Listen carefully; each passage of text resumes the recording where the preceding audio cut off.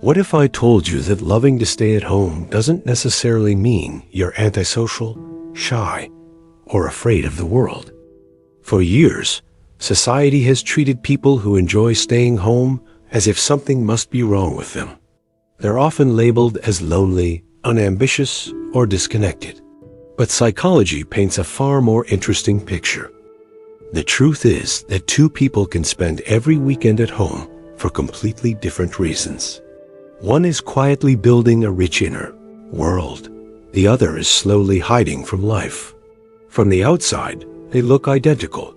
Inside, they couldn't be more different. So the real question isn't why do you love staying at home? It's what is your mind trying to find there?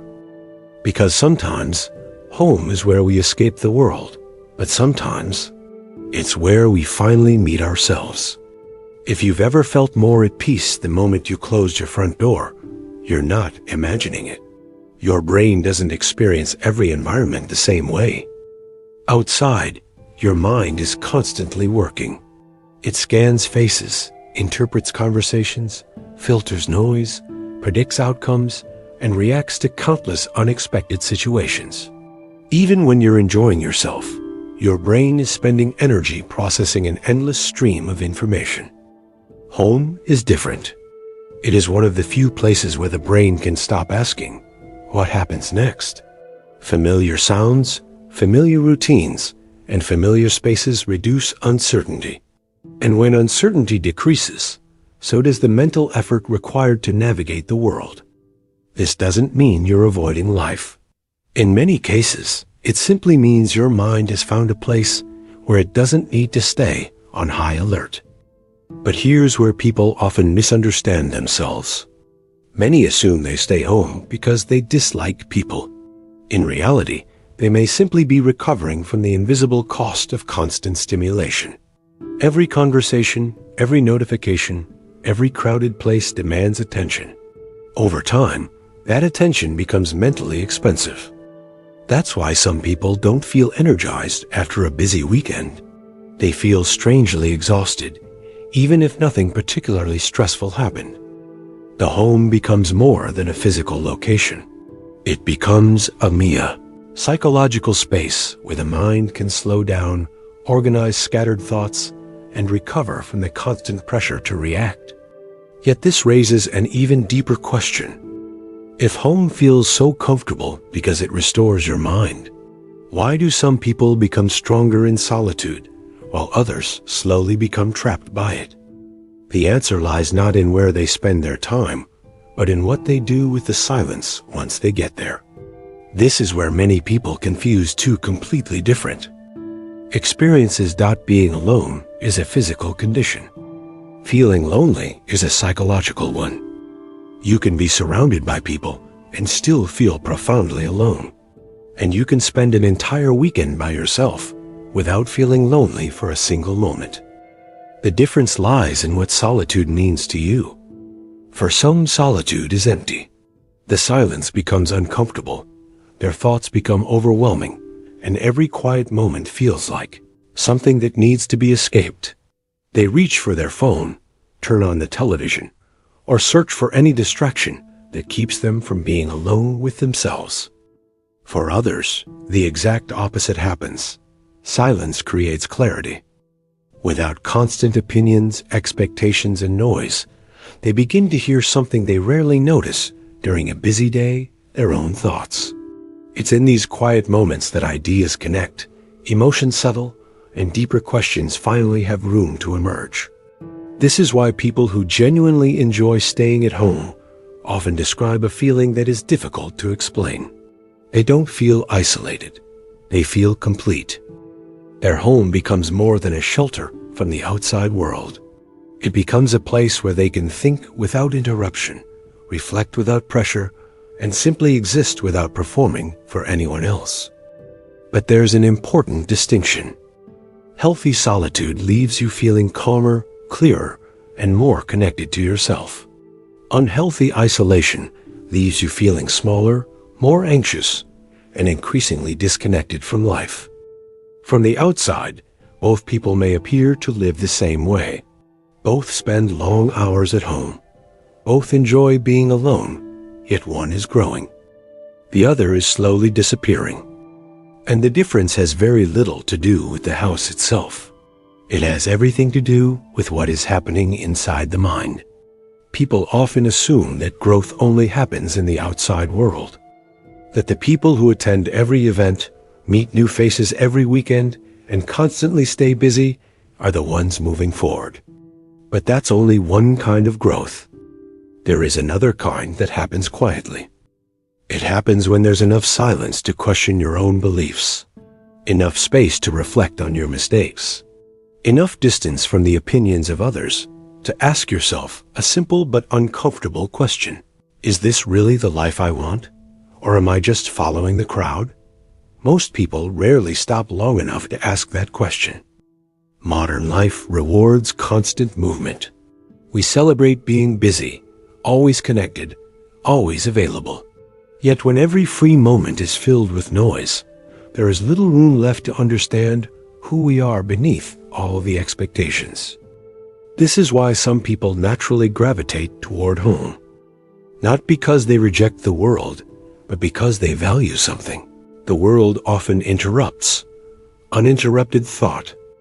Some of humanity's greatest ideas were not born in crowded rooms. They emerged in moments of deep reflection, when the mind had the freedom to wander without distraction.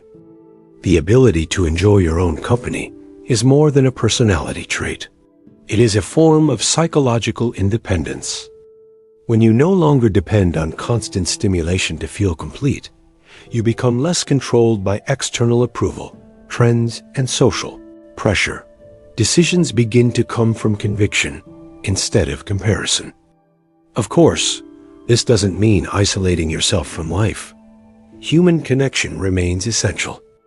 But there is a profound difference between seeking people because you genuinely value them and needing people simply because you cannot tolerate being alone. The person who can sit comfortably with their own thoughts has developed something increasingly rare in today's world, an inner life that doesn't depend on constant noise to exist. And that quiet strength may be one of the greatest advantages a person can have. But there is another side to this story. The same home that gives one person peace can quietly become another person's prison. The difference isn't the house. It's the intention behind staying there. At first, it may seem harmless. You skip one invitation because you're tired, then another because staying home feels easier.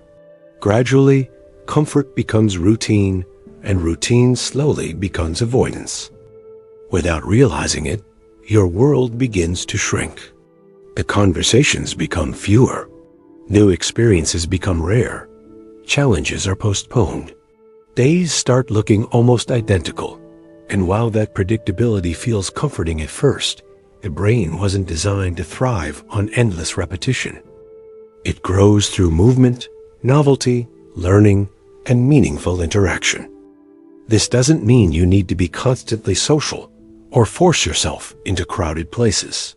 But avoiding everything that feels uncertain has a hidden cost.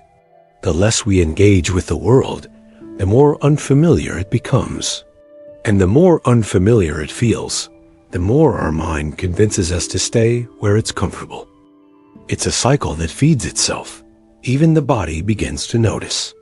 Less movement often means lower energy, reduced mental clarity, and a gradual decline in mood.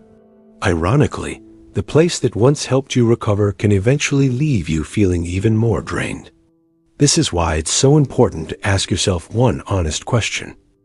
Am I staying home because it helps me become a better version of myself? Or because I'm afraid of what happens when I leave? That single question changes everything. Because healthy solitude prepares you to return to the world with more clarity, energy, and purpose. Avoidance does the opposite. It slowly convinces you that the world is the problem, when in reality, the problem is that fear has quietly taken control of your choices. So, what does it actually mean if you love staying at home? The answer is probably not what you expected. It doesn't automatically mean you're an introvert. It doesn't mean you're antisocial. And it certainly doesn't mean something is wrong with you. What it reveals depends on what your solitude creates. If your time alone leaves you feeling more peaceful, more thoughtful, and more connected to your values, then home has become a place of restoration. It's where your mind slows down, your emotions settle, and your identity grows stronger. But if every day at home makes you feel more anxious, less motivated, and more disconnected from the life you truly want, then your home may no longer be protecting you. It may be quietly limiting you. That's why the most important question isn't whether you enjoy staying home. It's whether the person who walks out of that home is stronger than the person who walked in. Because the purpose of solitude is not to replace life. It's to prepare you for it. The healthiest people aren't those who constantly seek the company of others, nor those who isolate themselves from the world. They are the ones who know when to step back, reflect, recover, and then return with greater clarity and intention. Perhaps that's why home feels so meaningful to some people. Not because it's a place to escape reality, but because it's the place where they remember who they really are. So the next time someone tells you that spending time at home is a weakness, don't rush to agree or disagree. Instead, ask yourself one final question. When I'm alone, am I hiding from the world, or am I becoming someone who can face it better? Your answer may reveal far more about your psychology than the place you choose to spend your weekends.